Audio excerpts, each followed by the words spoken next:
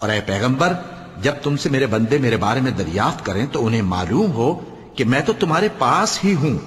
جب کوئی پکارنے والا مجھے پکارتا ہے تو میں اس کی دعا قبول کرتا ہوں،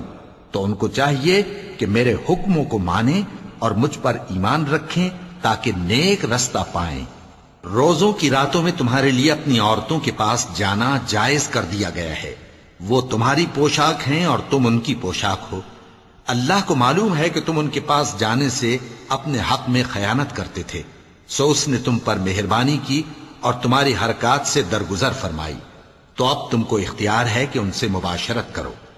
اور اللہ نے جو چیز تمہارے لیے لکھ رکھی ہے یعنی اولاد، اس کو اللہ سے طلب کرو اور کھاؤ اور پیو، یہاں تک کہ صبح کی سفید دھاری رات کی سیاہ دھاری سے الگ نظر آنے لگے،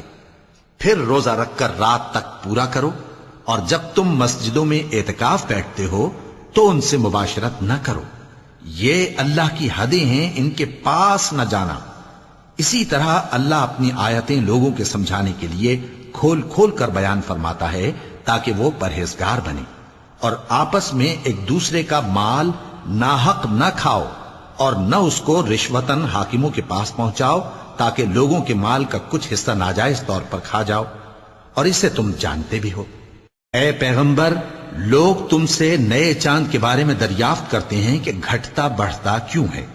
کہہ دو کہ وہ لوگوں کے کاموں کی میعادیں اور حج کے وقت معلوم ہونے کا ذریعہ ہے، اور نیکی اس بات میں نہیں کہ احرام کی حالت میں گھروں میں ان کے پچھواڑے کی طرف سے آؤ، بلکہ نیکوکار وہ ہے جو پرہیزگار ہو، اور گھروں میں ان کے دروازوں سے آیا کرو، اور اللہ سے ڈرتے رہو تاکہ کامیاب ہو جاؤ۔ اور جو لوگ تم سے لڑتے ہیں تم بھی اللہ کی راہ میں ان سے لڑو، مگر زیادتی نہ کرنا، کہ اللہ زیادتی کرنے والوں کو دوست نہیں رکھتا۔